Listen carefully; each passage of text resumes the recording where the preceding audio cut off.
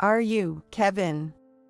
I hadn't seen my grandson Kevin since he was in elementary school, but I was sure. Kevin must be a 10th grader now, so the age matches up. However, I didn't recognize the child he was carrying on his back. Grandma, it's been a long time. Tears distorted my vision. I didn't know what to say, torn between the painful sight and the joy of reunion. The grown-up Kevin, unlike me, never showed his emotions openly. Please, let us stay tonight. I didn't know what had happened, but there must be a reason they were here, underdressed on such a snowy day. How hard must it have been to walk this distance in the snow, carrying a child on his back?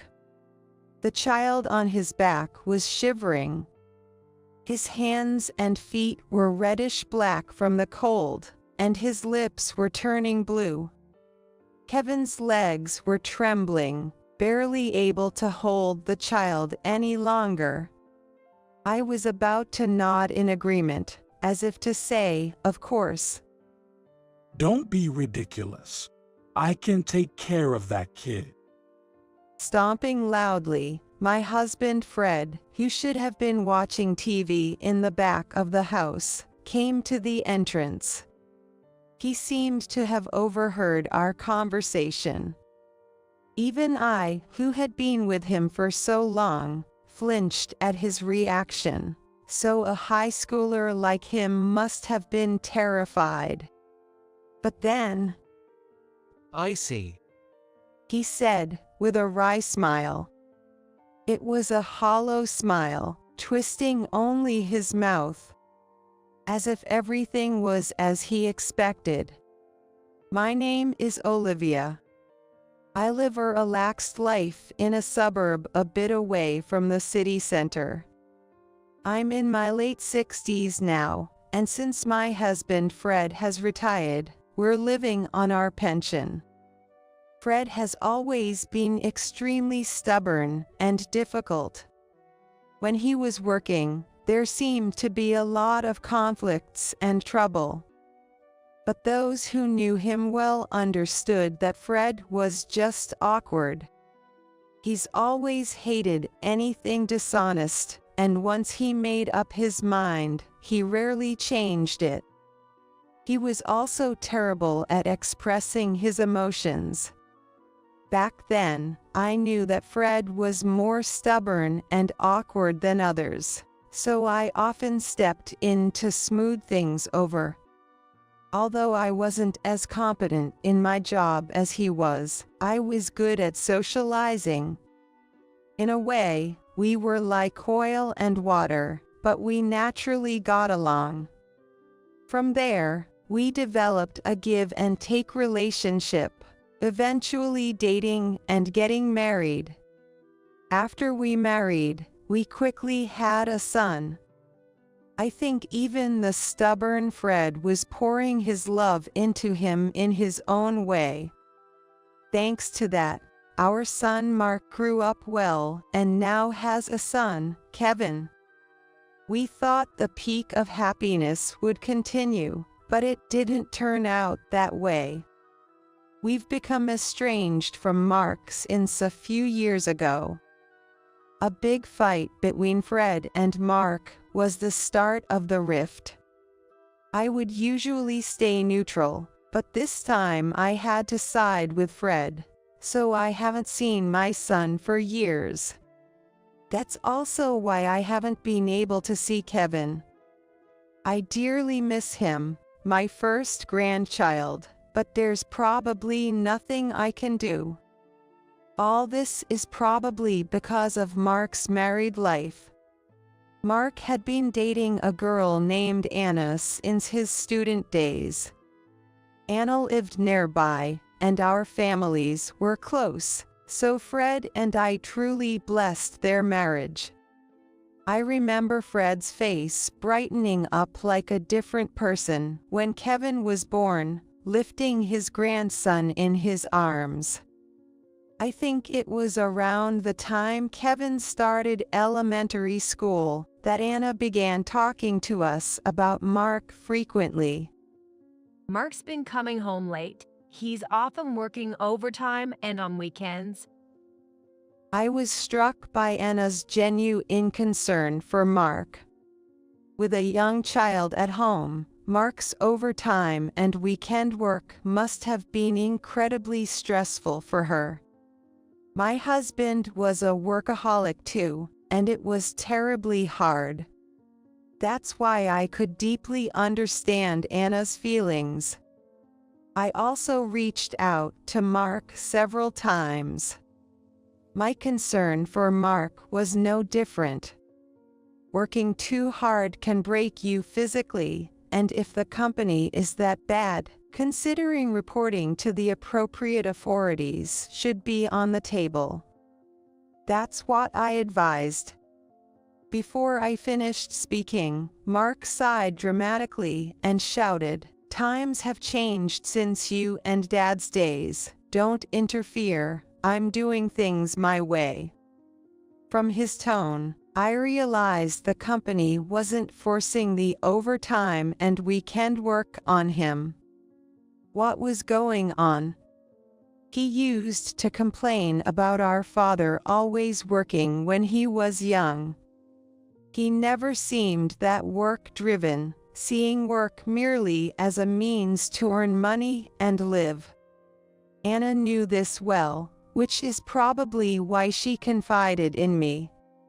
My concern turned into suspicion from that day on. Sure enough, my unease grew over time. Then, soon after, I received shocking news. Anna died. Tearful calls from Anna's parents reached me, informing me of the tragic news. Anna was hit by a truck while wandering aimlessly on the highway.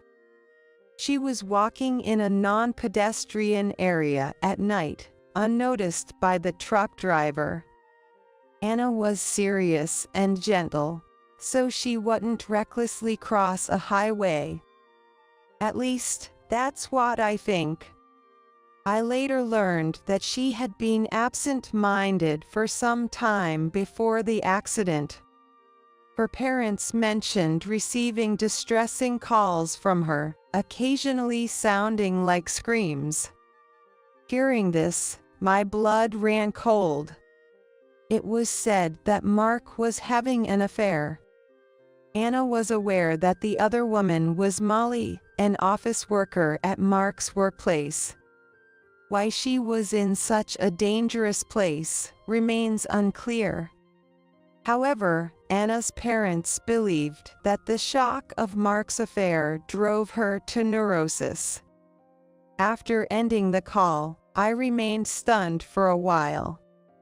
Receiving a message from Fred about heading to the hospital, I finally snapped back to reality. By the time I arrived, Fred, who had left work early, was already at the hospital. At the hospital, there were only Anna's parents and Kevin, who was being embraced by them. Of course, the notification of the accident was first sent to Mark, her husband, but it was said that there was no contact from him. Then the message reached Anna's parents, and finally, at the very end, it seems they managed to get in touch with Mark. Even though Mark's office was much closer to the hospital than our house, he was the last to arrive. Without any sign of hurry or panic. What have you been doing? Fred exploded at Mark after hearing about the affair and other circumstances. I had never seen him so furious. Yet, Mark was defiant. I cheated. But Anna's death was an accident, right? It's not my fault. If anything, it's because of Anna. He blamed the root cause on Anna not paying attention to him after Kevin was born. Once a child is born, parenting becomes the priority. But for Mark, the only son and always the priority at home, he couldn't accept that someone else was being prioritized, even if it was his own son. That's why he couldn't prioritize his son in his life, leading Kevin not to be very attached to him. This vicious cycle made him feel like he had no place at home. In front of the late Anna, Mark yelled that her neurosis was her own fault. At his irresponsible words, Anna's parents broke down in tears, and Fred was almost at the point of hitting him. I could only calm them down and soothe Kevin, who started crying even harder at the sight of the adults' behavior. In that moment, seeing my son's state and feeling powerless, I was overwhelmed with a sense of inadequacy. Thus, a definitive rift formed between us and Mark. We insisted that either Anna's parents or we should take Kevin in, but Mark was unyielding.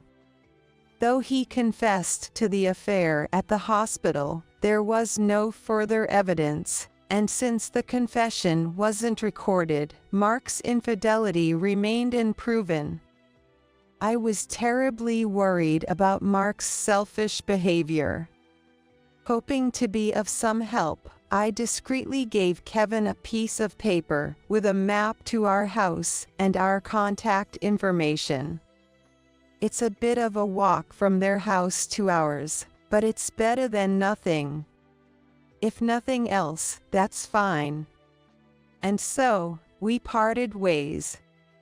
Later, I heard through the grapevine that Mark had remarried Molly. Apparently, she is about 10 years younger than Mark. Rumors even said that Molly knew Mark was married when they started their relationship. I was worried about Kevin's relationship with them. I visited Mark's house alone a few times, but it was always dark, and no one answered the doorbell. After several attempts, I had to give up to avoid being reported as a suspicious person. It's been years since I've seen Kevin. Even as the days go by, these old memories keep coming back to me. Even now, sipping hot chocolate, I think of Kevin.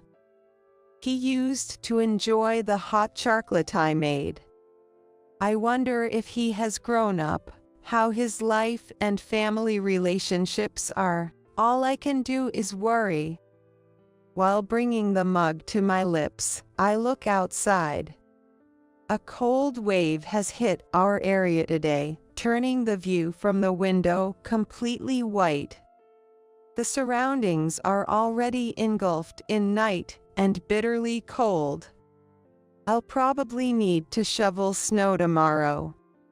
Honey, it looks like we'll need to shovel snow tomorrow morning. I was about to discuss the snow shoveling with Fred, who was watching TV in front of the fireplace, when the doorbell rang. Fred and I looked at each other. On such a snowy night, we had no idea who could be visiting us. With a bit of fear, I slid open the front door to find a high school-aged boy carrying a small child on his back. I stared intently at their unusual appearance. The boy wore a slightly rumpled white shirt with just the top of a school uniform jacket and worn sweatpants. The small child was dressed in a t-shirt, a light hoodie suitable for fall, and shorts. Both had bright red hands and feet, and there was a thin layer of snow on their heads and shoulders. Long footprints stretched from the pristine white garden to the road beyond. It seemed they had walked to our house in this attire. Then, looking at the boy's face, I gasped. Are you, Kevin? I hadn't seen Kevin since he was in elementary school, but I was certain. The corners of his eyes drooped like Anna's, and his nose was just like Mark's. Kevin should be a 10th grader now, so the age was right. However, I didn't recognize the child he was carrying. Grandma, long time no see. Indeed, the high school-aged boy was Kevin. Tears blurred my vision. I didn't know what to say, torn between the painful sight and the joy of reunion. The grown-up Kevin, unlike me, never showed his emotions openly. Please, let us stay for the night. I didn't know what had happened, but there must be a reason they were here in such light clothing on a snowy day. They must have come all this way relying only on the address note I gave Kevin when he was little. It must have been difficult to walk this distance in the snow, carrying a child on his back. I was about to nod as if to say, of course. Are you kidding me? I can take care of that kid. Fred, who was supposed to be watching TV in the back of the house, came to the entrance with loud footsteps. It seemed he had overheard our conversation. Seeing him get angry after such a long time made me freeze.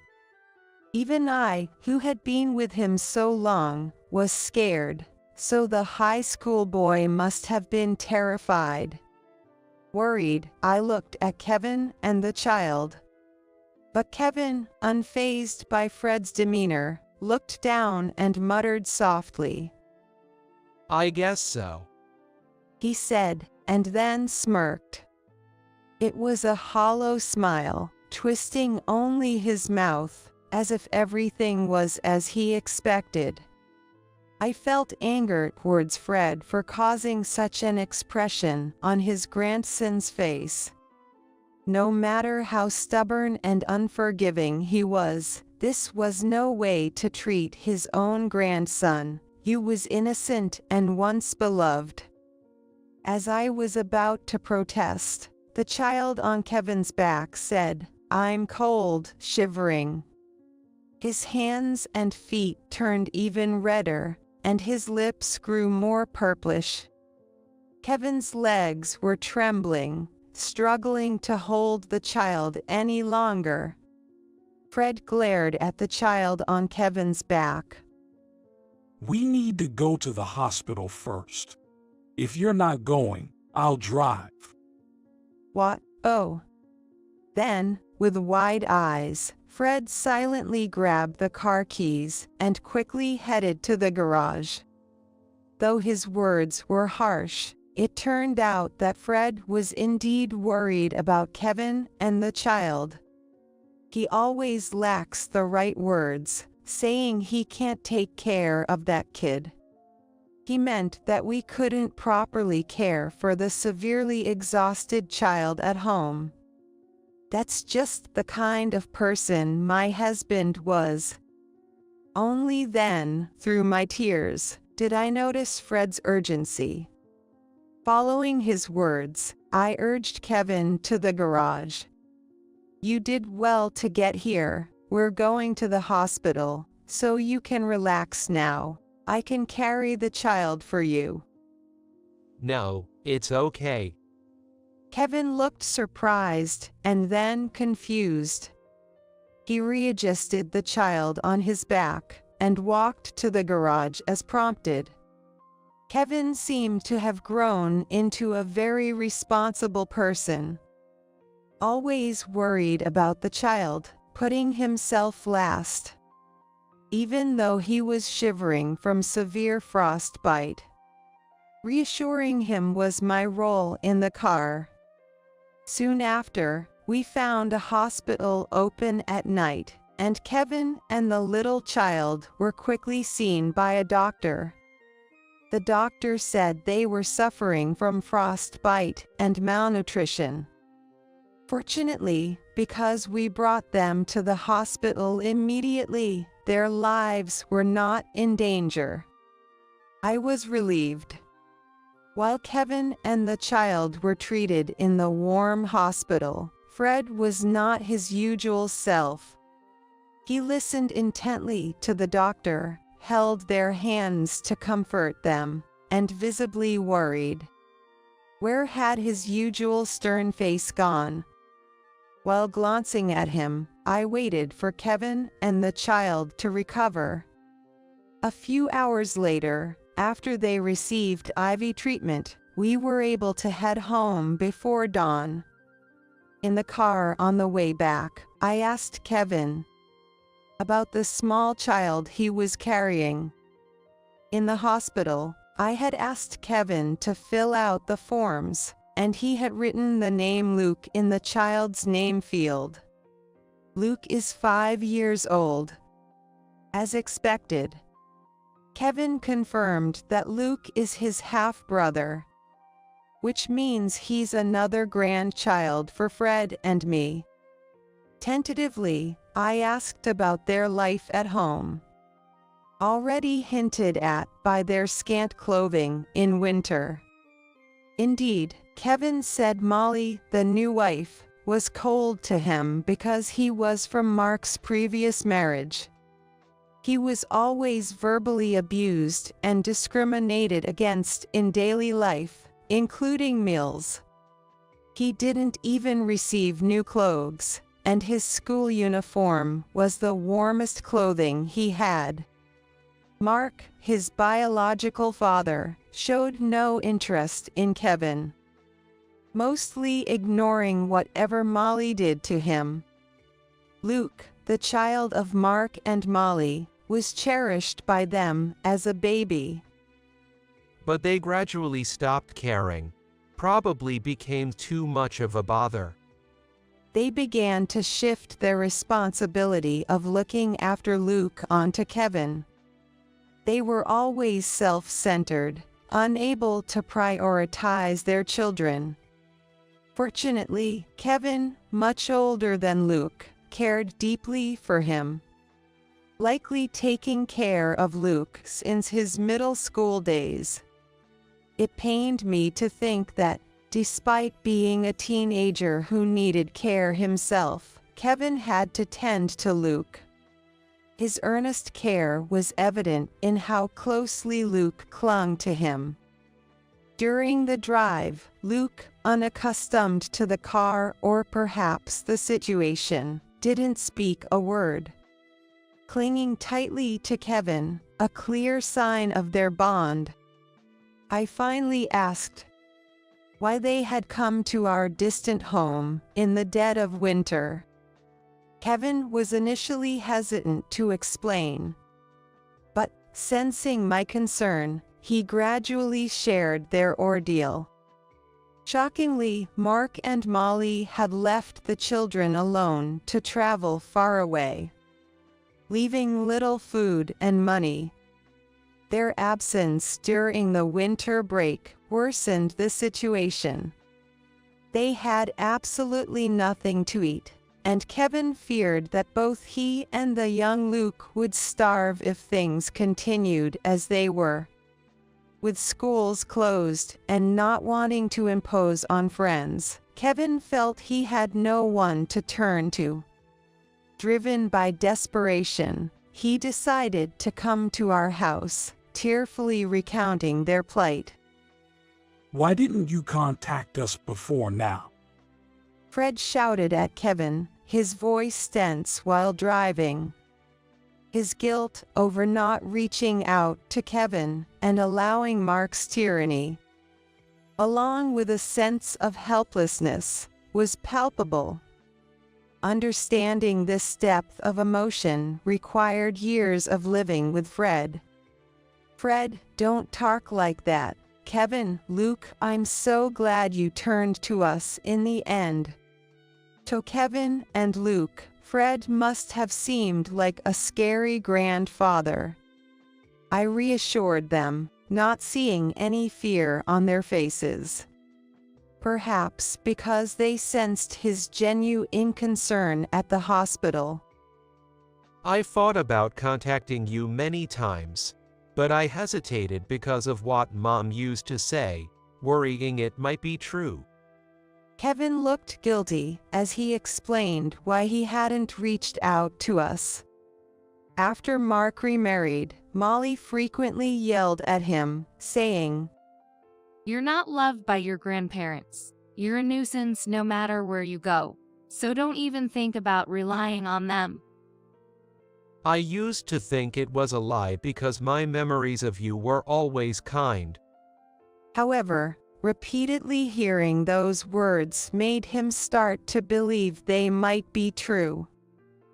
I remember being loved and well treated by you in my childhood, and now I can see that there's no way my grandparents would hate me.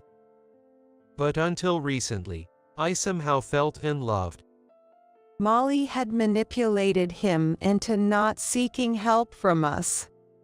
That's why you smiled when Fred shouted, isn't it? Kevin nodded.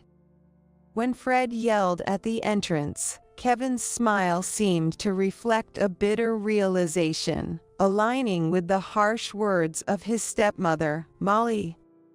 Hearing this, Fred looked even more regretful. Kevin expressed, through tears, that finally feeling protected by his grandparents gave him peace. Luke, perhaps influenced by his brother's crying or the release of tension, also began to cry. Upon arrival at our home, they immediately went to the prepared bed. "It's warm, Kevin," Luke murmured, sniggling into the blanket, embraced by Kevin, both falling into a deep sleep. I felt a mix of love and sadness, tears rolling down my cheeks. Realizing they probably hadn't slept comfortably and safely like this for a long time. Fred and I wanted to keep watching Kevin and Luke's sleeping faces. But there were urgent matters to attend to. Once day broke, Fred took the car out again, with the medical reports to file a complaint against Mark and Molly. We prepared while waiting for their return. Weeks later, when Mark and Molly returned from their trip, they were arrested by the police who were waiting at their home. Initially, Mark accused Fred and me of kidnapping, maintaining this claim even when faced with evidence, reflecting how selfish and terrible he had become. At the trial, the face of Mark, whom I hadn't seen in a long time, had become even more severe than when we last parted. I wonder how things ended up like this. Did we, as a couple, make a mistake in how we raised him? Or was there some significant turning point in Mark's journey to adulthood? It might be too late to ponder these questions now, but seeing my son hurling harsh words in court made me realize we've reached a point of no return. For now, let's focus solely on protecting Kevin and Luke, who have been deeply wounded in their hearts. After discussing with Fred, we resolved to be thoroughly supportive and stand by our grandchildren. Eventually, Mark and Molly were arrested for child neglect, with the medical reports of malnutrition being crucial evidence. Our testimonies likely reinforced the decision. Suddenly, Kevin and Luke were left alone. They wanted to stay with us after their parents were arrested. However, doubting our capability to raising a neglectful son, we consulted Anna's parents. They expressed relief over their grandchildren's safety and concern for Luke, despite no blood relation. wishing to take both in. However, they expressed regret that it would be difficult for them to take in Luke, as there was no blood relation. They mentioned it would be cruel to separate the brothers, and therefore our home, where the siblings could stay together, was the best option. They also promised that they would help each other going forward. Moved by their kindness despite the wrongs Mark did to their daughter Anna, I found myself easily moved to tears. Hence, Kevin and Luke ended up in our care. Holding their hands, promising a shared life ahead, they showed bright, blossoming smiles. Initially reserved like shy cats in their new home, they soon warmed up to us. Kevin often helps out around the house. Despite the heavy snowfall this year, he has been eager to help with shoveling the snow. Young Luke, imitating what he sees, also goes outside with a shovel in hand. Luke, perhaps in the phase of wanting to imitate everything, copies everything his brother does. Fred, while grumbling, taught them how to shovel snow, evidently delighted by their reliance on him. Can't you guys even do this? Absolutely hopeless. Fred grumbled with a stern face, his usual way of scolding. However, Kevin and Luke seemed to understand that it was just his way of hiding his embarrassment, and they would just smile and let it roll off their backs. We'll get better than Grandpa soon, right, Kevin? Yeah, maybe we'll surpass him by tomorrow. Though my husband continues to be difficult, Kevin and Luke are growing fond of him, embracing his gruffness as part of their affection for their grandfather. I watch their endearing interactions as I prepared a day's meal. Dinner's ready, let's take a break. I call out loudly, and the three of them walk towards me, laughing together. What blissful days these are! Winter is nearing its end, and the season of budding flowers approach us. Warm moments are passing among the four of us.